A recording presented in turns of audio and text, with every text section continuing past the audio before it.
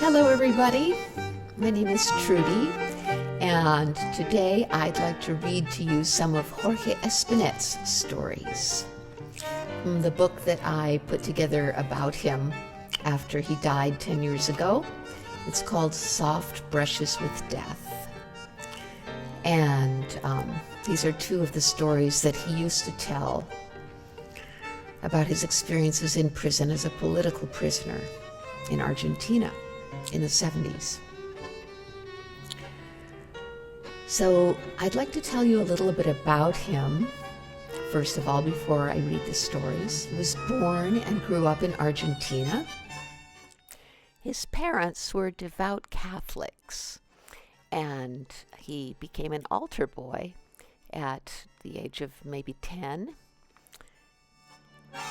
He took this duty very seriously, and when he had to pour the communion wine for the priest to drink, he would pour only the tiniest drop, making the furious priest mutter, "Pour more, you little son of a bitch." So he grew up as a terrified Catholic schoolboy. There were priests in the school that he went to who would delight in telling all the children how they were doomed to burn in hell if they were not good. One of the children in his class asked, "Out of all the people in our city, how many do you think will go to heaven?" And the priest said, "Oh, maybe one." So Jorge was terrified after that. They were all lived in terror. Anyway, he got through his upbringing as a Catholic and did not believe in God or in anything.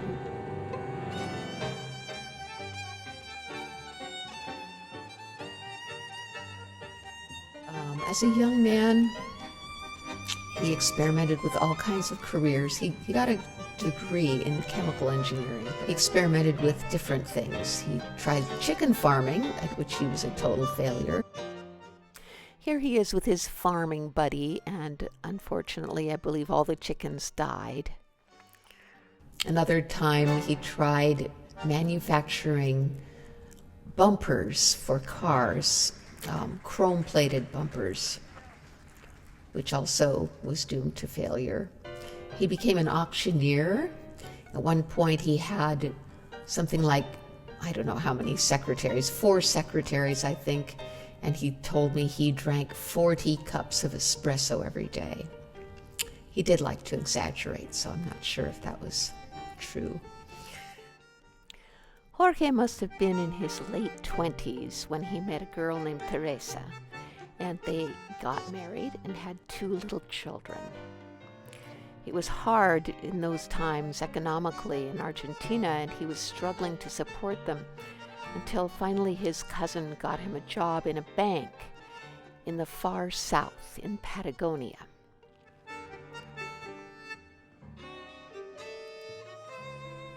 And that was where he was when his whole life completely changed. He was in a deep crisis at the time. He and his wife were not getting along, and they were planning on separating, and he was devastated because he knew that she would be given custody of the children.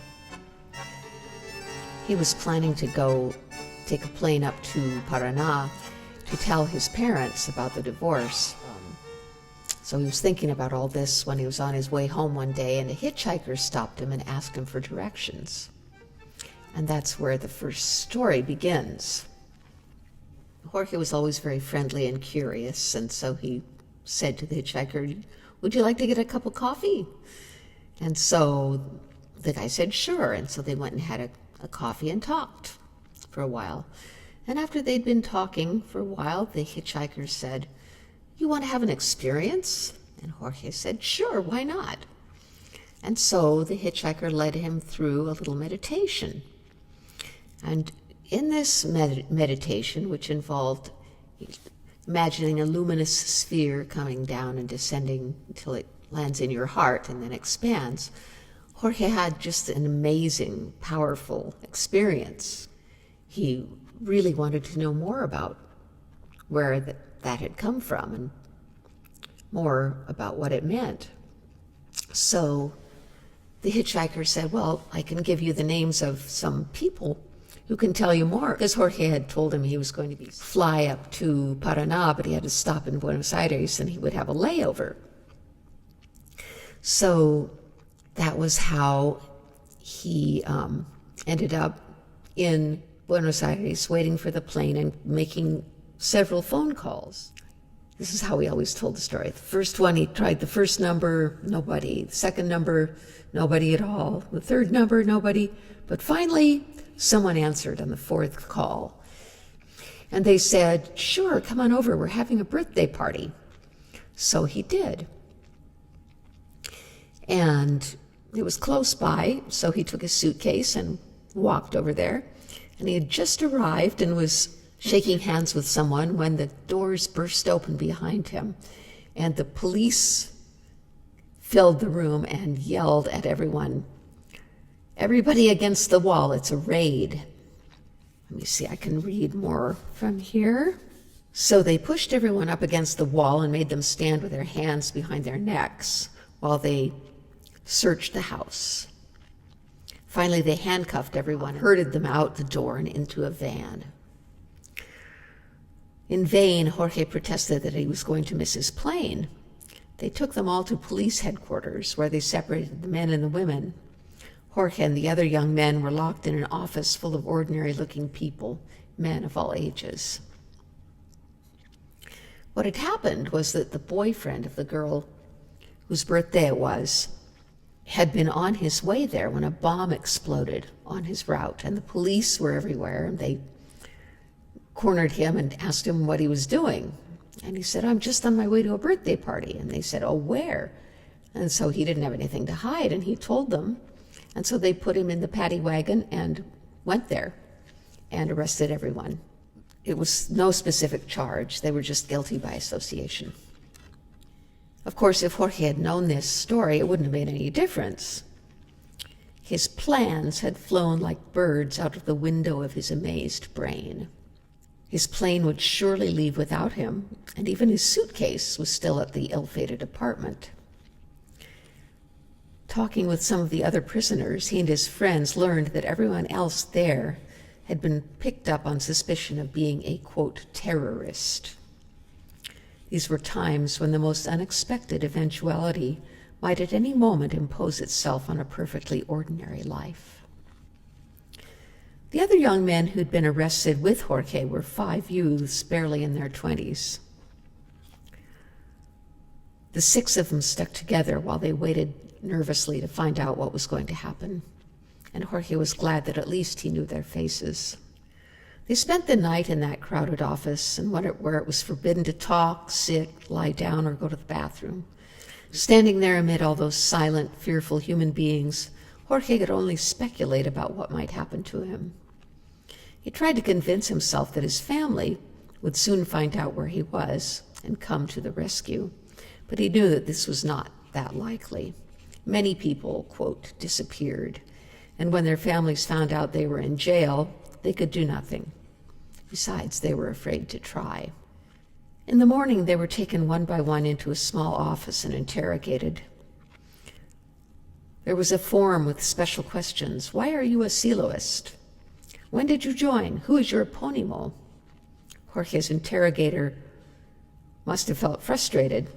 Jorge didn't know anything about Silo, which is the name of the person who had taught the hitchhiker the meditation. Back in the larger office that afternoon, after the interrogation, the friends compared notes. Cautiously, they agreed that they had reason for optimism. Everyone felt that the police were convinced that they were not guerrillas, but the whole day passed and no one came to set them free. Finally, that evening, one of the guards appeared and informed them that they were to be detained indefinitely, even though they were obviously not guerrillas. This was by order of President Isabel Perón's right-hand man, López Rega, because not long ago some siloist had insulted him in public. Their plight was not uncommon. The country was considered to be in a state of siege, and anyone deemed dangerous to national security for whatever reason or lack thereof, could be detained indefinitely without charges. That night, to Jorge's dismay, guards came and took each of them in a different direction. The one in charge of Jorge pushed him out the door and down a corridor, and then they began to descend a dank stairwell. To Jorge's questions, the guards said nothing. Down and down they went. It must have been at least 4 or 5 levels, deep into the earth.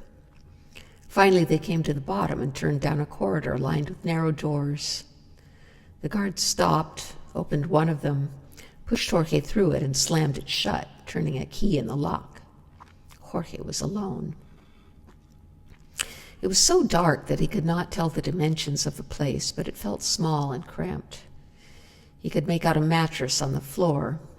He groped his way over to it and sat down on the clammy blanket. It was then that he began to hear the sounds. They were disturbing sounds, voices, cries from not far off. He listened without wanting to. He should not be hearing this. But yes, they were people screaming, guttural cries, dull blows. He wanted to shut out the noises, to wake up from this horror, but he could not help listening. And as he listened, he knew, with fearsome certainty, they were torturing people. He held his breath, straining his ears. Yes, they were sounds of people in pain and people inflicting that pain. A harsh voice, "Open your legs!" Sound of blows, cries, choking. A voice rising in terror, then suddenly cut off. A wailing cry, "No!" Then a scream.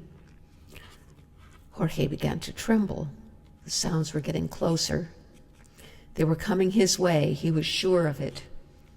His whole body began to shake. There was no way he could control it. Adrenaline flooded him with cold horror.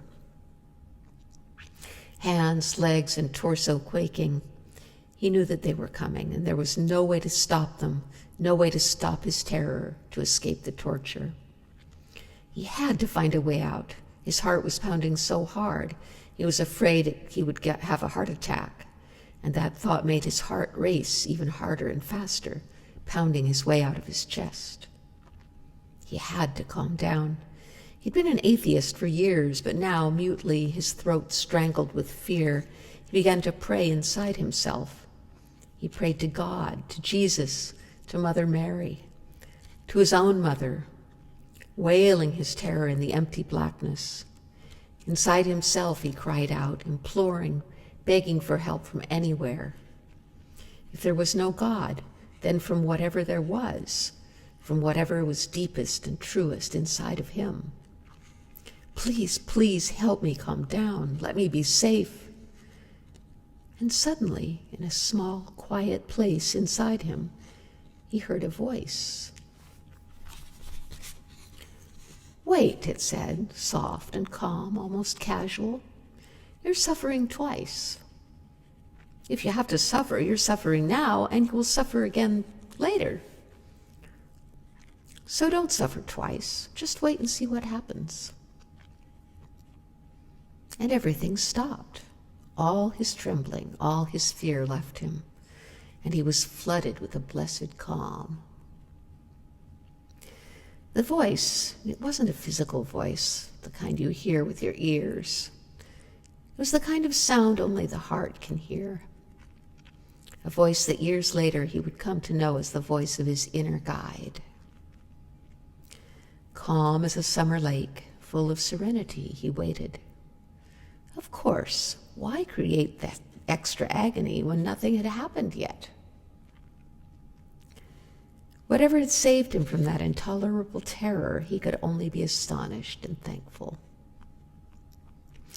He was sitting there smiling when the door opened and 3 furious guards loomed against the glare. Jorge looked up at them. They reminded him of cartoon characters. You could almost see the rage exuding in spirals and stars from their pores. We're going to barbecue you," said the one in charge. Jorge only looked back at him, his gaze wide and serene. which infuriated the guard even more. "What's the matter? You don't believe me?" "Oh, no, I mean, yes," Jorge heard himself say. "I do believe you, but I'm just curious."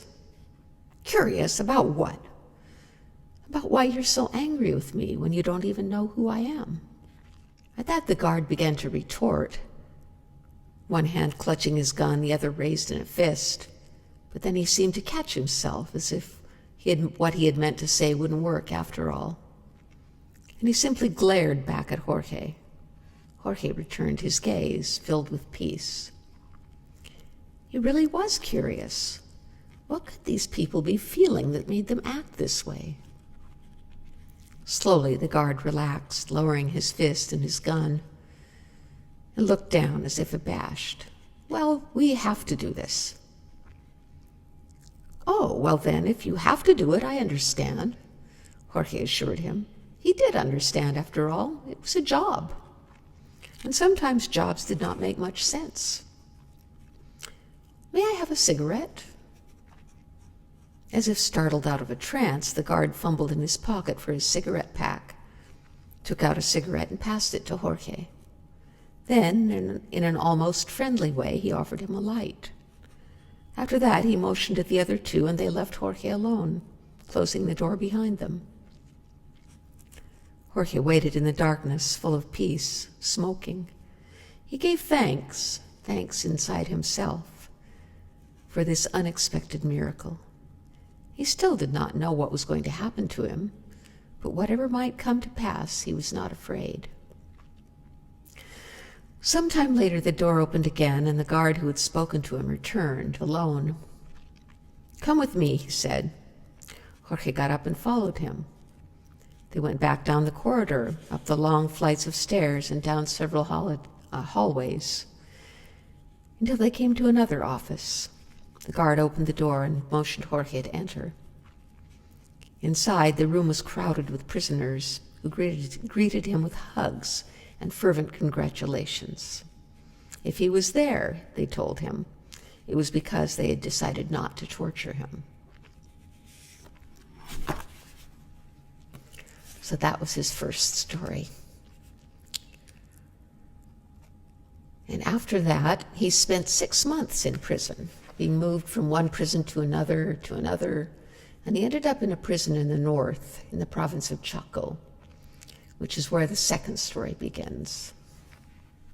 This story is called Compassion. The day they came for him, Jorge figured he must have been there around 4 months in Chaco. He had just returned from his paltry breakfast when the old guard who had welcomed him on arrival appeared, telling him to get his things and come with him. He was being moved. At first, Jorge dared hope. Maybe his petition to leave the country had been granted. He collected his few possessions, a shirt and some underwear rolled into a small bundle, and exchanged fervent embraces with his friends. On the way to the waiting jeep, he asked the guard where he was being taken, but the old man knew nothing. He simply wished Jorge well, then handed him over to 2 surly policemen in federal uniform. Saying nothing, his new captors handcuffed him and shoved him into the front seat of the vehicle and climbed in on either side of him. In silence, they bumped down the road, away from the prison, winding through the city streets, till they came to the train station, where they pulled up and parked. Pressing his pistol to the side of Jorge's head, the guard to his right growled, "Out!" grabbed him by the arm and wrenched him out of the jeep, while the other guard jumped out and ran around the back of the jeep to the passenger side, came up behind Jorge, planting the barrel of his gun in the middle of Jorge's back. If they shot him, thought Jorge, at least it would be a quick death. They prodded him forward and moved together toward the station, and Jorge marveled to see soldiers lining the tracks into the distance, as if a posse of terrorists were waiting to storm the train. If this had to do with him, it was more than absurd. It was as if they were moving Al Capone. Maybe it was all coincidence, and they were expecting a guerrilla attack. Stone-faced and silent, the guards marched Jorge through the station and out onto the platform, where they climbed into a waiting passenger car. Steering him to one of the sleeping cars, they shackled his wrists to the railing of the upper bunk and made him stand, his back to them. Keeping the guns leveled at his head and heart, they glared at him in silence as the train lurched to a start. They sped through the broad, gentle landscape, through the lush forest shade and over expanses of river shining in the sun. The guards were clearly not pleased with having to keep such an eagle eye on this annoying prisoner. Silently, they kept their guns leveled at him as if they were sure he was going to execute some fantastic judo move in any moment and escape his bonds. Finally, one of them sneered. "What did you do, anyway? Must have been something big. The order came from the National Chief of Police to arrange this trip, and they told us to watch you every step of the way. So what'd they get you for? Are you one of those big guerrilla leaders, somebody like Che? Did you bomb the presidential palace?" Jorge couldn't help laughing. "Oh, you'd never believe me if I told you," he said. "No, we'll believe you," the questioner protested. "What did you do?" "Well, you'll see. I'm a nobody, really. It was just a huge mistake." And he told them the story of his misadventures, starting with the unfortunate visit to the birthday party and the ensuing months of captivity with other innocent people, including his 5 friends, whose worst crime was working together for peace and nonviolence. When he mentioned that it was by order of Comisario General Lopez Rega that he was being kept in prison without accusation, one of the guards burst out, "Lopez Rega, that son of a bitch! He's promoted all his friends to the positions I was in line for, so there's no way I can get ahead now." "He did the same to me," the other guard exclaimed. They were both indignant. "He's a disaster." Jorge could only agree. As he continued telling his story, it was clear the guards were growing somewhat sympathetic. No matter what camp the quirks of circumstance had landed each of them in, they all had one thing in common: a loathing for Lopez Rega and horror about the way the country was being run. When Jorge finished, the guards looked at each other. "Well, this guy doesn't really seem too dangerous," one of them suggested. The others shrugged and agreed. "We could at least let him sit down." So, thankfully, they released his wrists and let him sit on the lower bunk. Visibly relieved themselves, they holstered their guns and sat down too, one beside Jorge on the bed, the other on the only chair. Jorge thanked them, rubbing the feeling back into his wrists. For a while they rode along in silence, looking out the window at the green landscape. The guards were both middle-aged men, ordinary fellows in uniforms. One was somewhat older, beginning to go bald. The other had the aspect of a gaucho, lean and weathered. Looking at them, Jorge could not help wondering about their lives. Finally, what could it hurt, after all? He decided to ask, "What about you two? You must not have it easy either, with this kind of job." "Oh, no, it's a bitch," the younger one exclaimed. "We never know where they're going to put us. We're at their beck and call, and forget about vacations." "Yeah, it's a shame, really. This job is not at all what they told us," said the older one. "Imagine, I was a young law student, and I thought the police force would be a good chance to serve people, to advance the cause of justice. And now look at me. This couldn't be further from what I wanted to do with my life." "Oh, that must be hard," said Jorge. And then, he hardly knew where it came from, blurted out, "Do you ever have to torture people?" The elder looked sharply at him, suddenly on the defensive. "What kind of question is that? Of course we do. It's part of the job. But they deserve it, those sons of bitches." "Damn right, they're fucking terrorists," the other exclaimed. "Oh, of course," Jorge hastily agreed. "I'm not questioning whether they deserve it. I'm just curious about how it is for you. Personally, it must be hard." The two were silent for a moment. Then the older began. "Well, tell you the truth, it's not pleasant. I really don't like doing it at all. The worst thing is when you find out someone was really innocent all along. That happened to me a couple of months ago. I had to torture this poor girl over and over every day for a week. She almost died. Later, I found out she had nothing to do with anything. It made me sick. I know what you mean, the other put in eagerly. The same thing happened to me. I had to torture a professor who taught at the University of Cordova. Philosophy, I think. We picked him up completely by mistake. We thought he was connected with the students in the guerrilla movement. I had to torture him for about 2 weeks straight. They made me tell him that we had his daughter, and if he didn't give us the information, we'd torture her and kill her. It was a complete lie, but he believed me and told me all kinds of things, of course all of them completely made up because he knew nothing, and we didn't even have the girl in custody. Yes, it's a horrible thing we have to do, the other said. You know, before I got into this, I was a law student too, and I really wanted to help people, to create a better society. Then my girlfriend got pregnant, and I had to go to work to support her, and I ended up here in this job. And now look what I'm doing with my life. He spoke with anguish and looked away, and Jorge thought he saw a tear threatening to brim over. The man continued, I remember another really horrible thing I had to do, and it was the opening of the floodgates. They began to talk, to confess to all the crimes against their fellow human beings they'd been forced to commit, blurting out all the horrors they had administered or witnessed and done nothing to stop. Jorge sat and listened in silence as they emptied their hearts. These men were in agony with their lives. Jorge could scarcely imagine living this way. By the time they both finished, they had both broken down completely, tears coursing down their faces, as they told of their years in an unbearable moral slavery from which they now had no way out. As he listened to them, Jorge was overcome with compassion. He knew in his heart that he too might have found himself in a similar trap. Anyone might. Where you ended up depended so much on chance, on completely uncontrollable accidents. Each of these men had been looking for a way to make his living, to support his family, and the police force had seemed like an honorable option. And then things had taken a bad turn in the country, and the military had become obsessed with terrorism, and anything had become justifiable to prevent the pestilential spread of communism, to quell the violence of the rebels. But by now, whether they liked the job or not was irrelevant.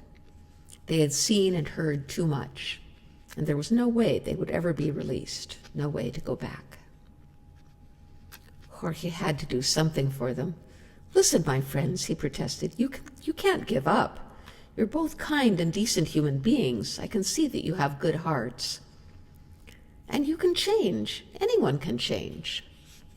Without thinking, he opened his arms and embraced first one and then the other, and they both clung to him, sobbing. No, no, said the younger one in a broken voice. I have a family to support, 3 little children, and besides, we've gotten in too deep. They'd never let us go. For us, it's too late. We're completely destroyed inside. The other agreed. It's true. It's the end for us. We can never be free. You, my friend, I look into your eyes and I see that you are a free person. But we are not. We have to keep doing this for the rest of our lives. Jorge didn't know what to say. He was horrified by the ruin of their lives, by the hopeless suffering they endured every day. Perhaps, he could only hope, some miraculous ray of light would find them. For all this time, Jorge had almost forgotten about himself, about what would happen to him next. But now the train was rolling slowly through a cityscape that was curiously familiar. As he peered out the window, it suddenly came to him. This was Santa Fe, the city just across the river from his hometown, Paraná. It couldn't be. Were they actually taking him home? His heart leapt with an irrational hope. Maybe his family had secured his release. But then he realized that the authorities would never let him go while he was still in Argentina. The only possibility was for him to leave the country. But if his plea for exile had been granted, they would have taken him directly to Buenos Aires. Paraná didn't even have an airport.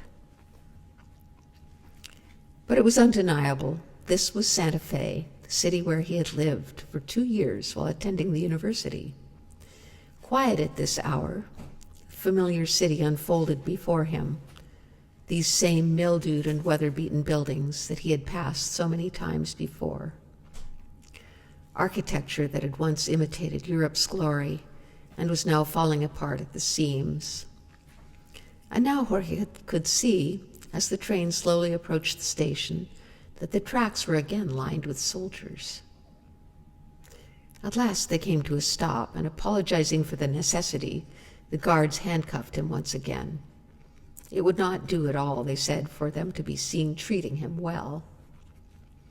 And so they went out into the night, the guards giving him a shove every now and then for good measure. The 3 of them climbed into the back of a waiting police car, and they drove out of Santa Fe toward the Paraná River, followed by several army trucks bristling with machine guns. They really thought he was someone dangerous. Jorge still couldn't believe the ridiculousness of his plight. He asked the guards where they were taking him. "We have orders to take you to the Hospital San Martin in Paraná," the elder answered curtly. The hospital? That was the place his cousin worked. Why on earth?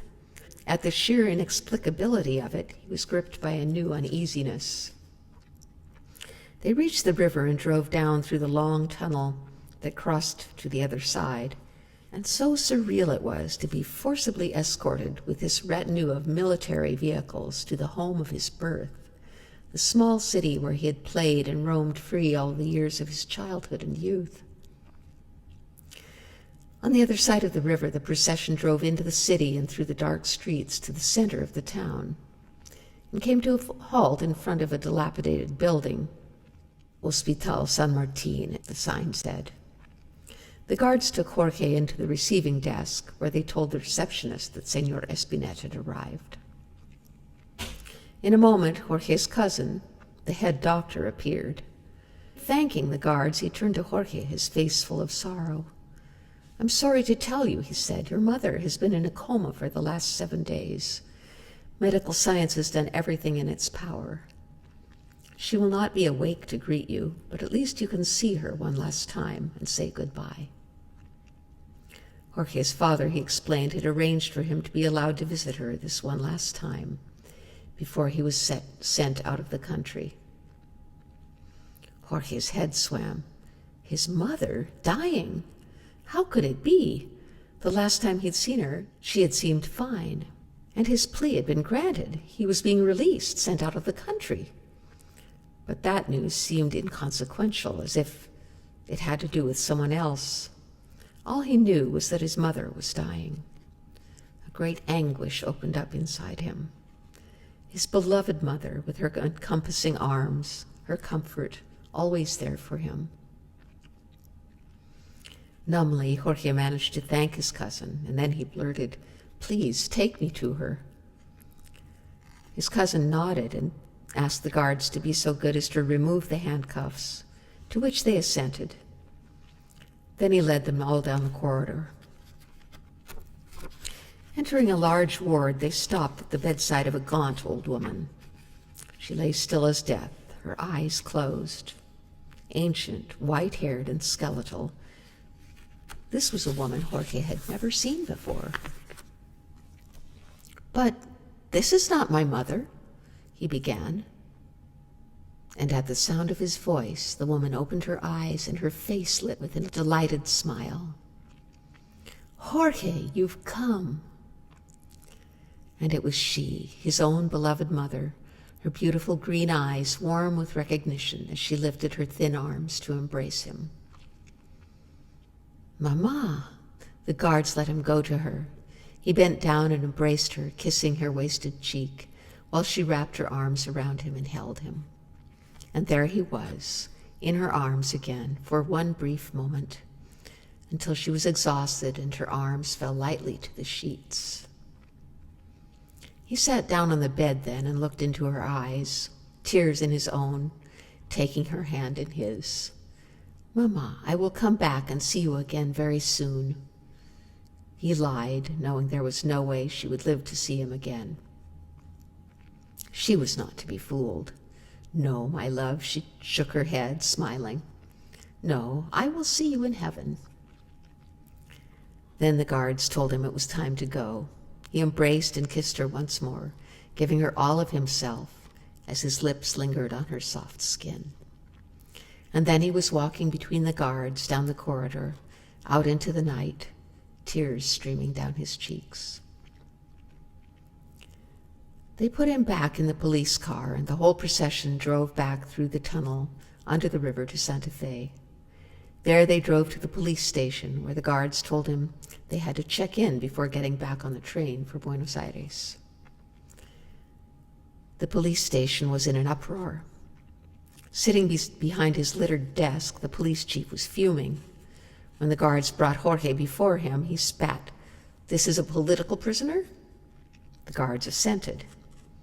"Well, am I glad to see him. We're going to cut him into little pieces. Just killing him would be too kind. We're going to slice him into little pieces with a razor blade while he is still living and breathing and screaming." An odd thing happened to Jorge then. Once again, a profound calm swept over him, and a deep voice that he hardly recognized as his own seemed to rise from somewhere deep within him, and he said reflectively, "Well, if my time has come, I'm ready." But his guards were not so ready. With the barest suggestion of a wink, the older guard caught his eye, as if to say, "Wait." "Sir," the guard addressed himself to the furious chief, "unfortunately, we have special orders for this prisoner. He is not to be touched. We're under strict orders to deliver him directly to the chief of police in Buenos Aires." With a glare, the chief signaled his own staff to watch Jorge and motioned to Jorge's guards. They followed him into the next room, closing the door behind them. Presently, Jorge heard their voices raised in shouts, and then, without warning, his guards burst through the door, seized him by both arms, and told him, "Run!" And they ran. The three of them careened out of the station, rounded a corner, and saw a taxi waiting at the intersection. Hailing it, they climbed in and asked to be taken to the train station. Looking behind them as the taxi sped away, they were amazed to see no one in pursuit. And then, gazing in disbelief at Jorge and at each other, both guards began to whoop and shout with joy, laughing and hugging their captive and exulting over and over, "We saved your life! We saved your life! We saved your life!" Jorge could only join them, laughing in amazement, weak with relief, hugging them back and thanking them with all his heart. They arrived at the station and their luck held. A train was just about to leave for Buenos Aires. They boarded it in a clatter and found seats in a regular passenger car. Sitting down, breathing heavily, they looked at each other, grinning like children who have gotten away with some utterly impossible mischief. The train began to move, still no sign of pursuit. Then the guards told Jorge what had happened. The chief had just gotten word that the guerrillas had bombed their headquarters in Rosario, massacring dozens of their men. You were the perfect scapegoat. They were ready to torture you and kill you in the worst possible way. Again, with all his heart, Jorge thanked them, and he also gave thanks to whatever force it was that was keeping him here on this strange earth. The train sped towards Buenos Aires, and they rode together for several more hours. At dinner time, the guards took Jorge into the dining car and wined and dined him as if they were their long-lost brother, telling him of their families and their hopes and fears. Jorge searched his heart for a way to help them out of their impossible situation. He wished he could do more, but he knew that he could never say a word on their behalf to anyone. He didn't even know what their names were, and he knew they would be fools to tell him. When the train arrived in Buenos Aires, strangely enough, no one was waiting for them. Again, they took a taxi to the police headquarters. They stopped a block from the station, out of sight around a corner, and asked the driver to let them out. Then, as the taxi drove off, each of the guards embraced Jorge long and warmly. Jorge returned their embrace. They had saved his life, but also, in some strange way, he knew that he had saved theirs. "Amigo," the elder told him, his eyes alight with tears, "I am sorry we have to leave you here. You have become more than a friend. But I must implore you never to let anyone know what we have done. We and our families would be killed, or at least we would be ruined and have no way to make a living. But I am deeply grateful for having met you and for having been able to do some small good thing to help you." The younger nodded in agreement. Embracing Jorge one last time, looking into his eyes, he said, "Please, you must do for us what we cannot." And with that, they handcuffed him one more time and marched him to the police station, where they left him with the officer in charge. The officer confirmed that his petition to be sent out of the country had been granted. "But if you ever try to come back," he said in a kindly tone, "you will be shot on sight." Jorge took it as well-meant advice. He had no doubt that the fellow meant what he said. They kept him in custody for the next few days, until it was time for his departure by plane for Mexico City, where his older sister Maria Lola was living. Then they handcuffed him and drove him to the airport, where they gave him a few moments with his family, his father, his younger sister, Maria del Huerto, Teresa, his wife, and the children. Maria del Huerto had brought a suitcase for him. "Some things you'll need," she said. They always took care of him. When Jorge boarded the plane bound for Mexico City, the pilot himself came to meet him. He told the guards they could leave and that he would take over from here. "But first, take off the cuffs," he told them. "On my plane, Señor Espinet, you're a free person." And that was how he left Argentina. Jorge spent 2 years in Mexico, during which time he basically lived off his charm. Work was hard to come by for foreigners in Mexico at that time, and although he managed to send money home for his children, he was often short on cash. When that happened, he would put on his best clothes and go out to a classy restaurant where he would walk up to the nearest table of beautiful young women and ask them, "Would you like to have dinner with an Argentine?" He was tall and handsome, and Argentines were exotic, so they would say, "Yes, of course." And then he would tell them, "Fine, but you'll have to pay for me because I'm broke." Of course, they accepted.